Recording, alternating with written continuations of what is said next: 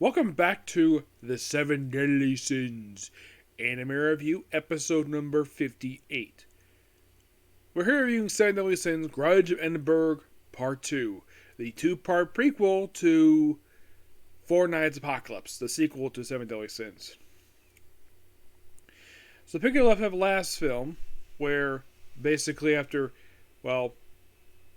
Tristan finds out that the fairy that he work alongside with is in fact Lancelot. So, yeah, all about going out, and eventually apparently after defeating these two servants of Death Pierce, they turn back into fairies, demons, and giants. The demons go off their own separate thing. The fairies and giants thank them for this, and they go off basically back to people. So then, of course, we have more of these things show up, and of course he rides his horse Escanor there, and of course the Red Cross eventually starts flying, and of course Lancelot's picking up in his fairy form, and then an ice bridge pops up out of nowhere by this mysterious knight, this holy knight in armor, which we will not reveal who this is until the movie is pretty much over. So they go across. By the way, the movie is like 2 minutes longer than part 2 is 2 minutes longer than the previous one combined. I think like both films are like, if you think about it, if you edit together both films, it's roughly like about 2 hours. This particular movie. Yes. So basically bust down the wall, and then they're confronted by Priest and Death Pierce. Death Pierce basically is like, "Oh, you must be Prince Tristan. I've heard a lot about you. You must be Prince Lancelot," because Bond is the king of his own country now, called Brentford. That's ruled by him and his wife Elaine, who is the sister of the Fairy King, Harlequin. And of course, he recaps the events of late season 2, I think it was, with the whole thing of like his mentor being possessed. And the fact that, despite the fact he wants revenge against the goddesses and demons, the two people responsible for his rage are in fact dead. I think, if I remember correctly, I think that it was the Matri. She's the one who killed his mentor. So basically, of course, he doesn't realize this because the fact that Elizabeth is technically his mentor's niece. So technically, he is fighting his mentor's great nephew. But he doesn't care about that at all. Nope. Yeah. And then, of course, we have Tristan fighting the priest who's one who caused the spell. So we have Lancelot fighting Death Pierce. Yeah. A rather good amount of fighting here, and eventually they do, in fact, take down, they kind of in a way beat the priest, and of course Elizabeth's cured. So then we see everybody assembled there, and then the end you get to do that thing is what thing? So then we see this thing pop out of the sky and lands on top of this rock formation, and we see Gothor, Melios, and Bond. Oh yeah, basically Deanne did this when Henderson kidnapped Elizabeth. That was late season 1. I'm like, wow, that's interesting. So, they do explain the whole thing about the fall of Edinburgh. I think in the previous one. So, by the way, it's revealed in flashback on the end of the movie that the person who gave Death Pierce the staff was King Arthur. Yes, who is becoming a villain. And the reason why, because he's the main villain of the Four Nights Apocalypse series. Yep. That's pretty much the reason for it. Why is he evil? We'll find out when we get to the Four Nights Apocalypse. So, and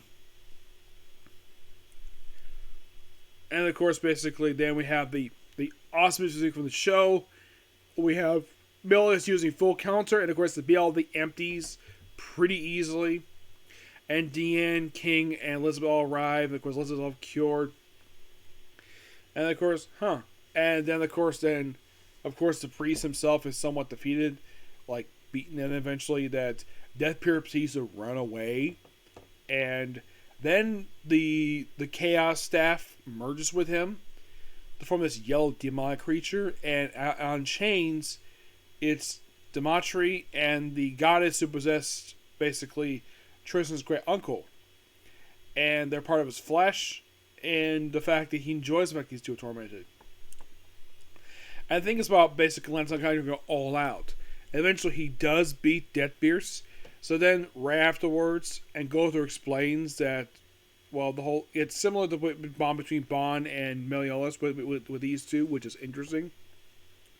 So then they have a rematch from, looks like to be about 4 years prior to the events of this movie, because apparently they fought when they were 10. So, and apparently the show, Four Nights Apocalypse, takes place 2 years after this. And I'll get to a little story about Tristan when we get to talk about his appearance in Four Nights Apocalypse. He doesn't start out, you want to start him first. No, we don't.